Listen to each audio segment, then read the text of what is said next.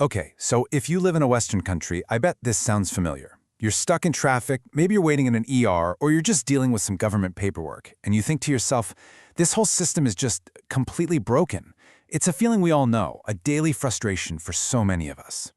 And it all boils down to this big question. Has it all just failed? We hear people say it all the time. But what if that frustration, the very act of complaining, is actually missing a much bigger, more important picture? Okay, let's dive into that. To get some real perspective here, we're going to look at this through the eyes of retired Major Tariq Mahmoud and other immigrants, people who have lived in two very, very different worlds.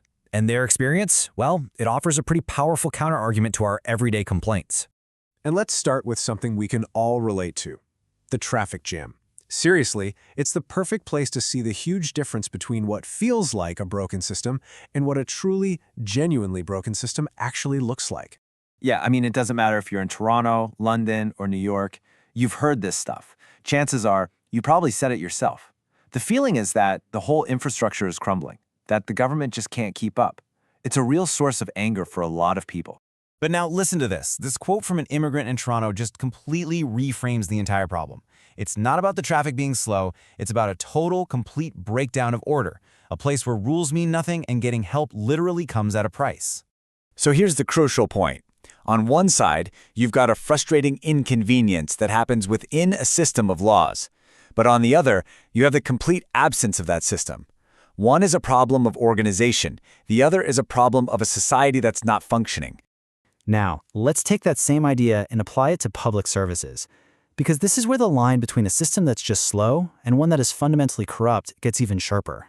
And look, these are totally valid complaints. Of course they are. Nobody enjoys waiting 6 hours in an emergency room or waiting months to see a specialist. These delays can feel like a total failure of the service we pay our taxes for and, rightly expect. But once again, this perspective from immigrants just flips the whole thing on its head. The issue isn't really the time you wait. It's about access. It's about a system that doesn't just move slowly. It won't move at all unless you've got the right connections or extra cash. Your actual life can depend on it. And this table just lays it all out, crystal clear. Just look at that bottom row. In one system, the core issue is delay. It's a logistics problem, right? But in the other, it's corruption. And that's a moral failure, a legal failure. One system might test your patience, but the other one can strip you of your dignity. Okay, this takes us to something even deeper, the justice system. Because how we interact with the law and the people who enforce it, well, that says pretty much everything about the kind of society we live in. This quote just gets right to the heart of it. Think about it for a second. What's your gut reaction when you see a police car? Is it a quick reminder to check your speed? Or is it a genuine, deep-seated fear of what they might do? That unpredictability. That difference is just massive. The author, Tariq Mahmoud, he calls this a civilizational difference. In the West, the ideal, and often the reality, is that the law is this framework that's supposed to apply to everyone equally. In the other system, the law is just a tool for the powerful to use. One system is based on principle, the other is based on power. And all of this leads to what so many immigrants say is the single greatest aspect of the Western system, the chance to actually succeed based on what you can do, not who you are or who you know. Just let that sink in for a second. That is such a powerful statement. For those of us who grew up in a system where you just apply for a job, it's really hard to imagine a world where the first and maybe the only question is about your family or your political connections. Look at this breakdown, right? In the West, the basis for getting a job is your qualifications. The alternative? It's all about nepotism and bribery. And the outcome of that is that talented people either leave the country or they just give up.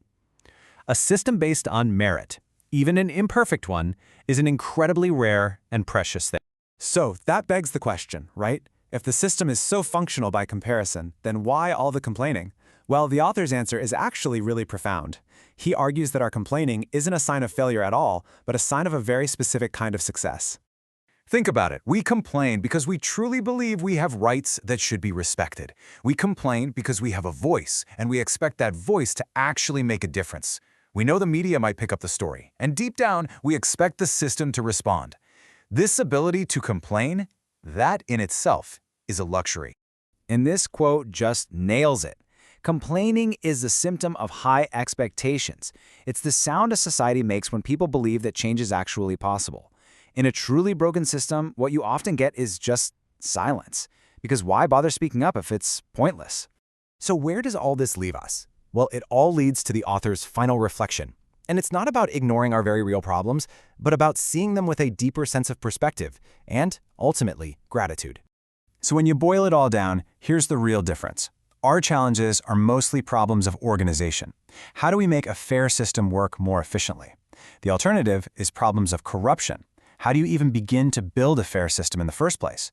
We're talking about two fundamentally different worlds here. And this is where the author lands, on a simple but really powerful idea. That being grateful for the system we have isn't a weakness. It's wisdom, the wisdom to actually see and appreciate foundational fairness, the rule of law. And it's that wisdom that gives us the patience we need for real, constructive conversations, instead of just wanting to tear everything down. And so we're left with a really critical question to chew on. Criticism is absolutely essential for progress, no doubt. But at what point does our constant criticism stop making the system better and start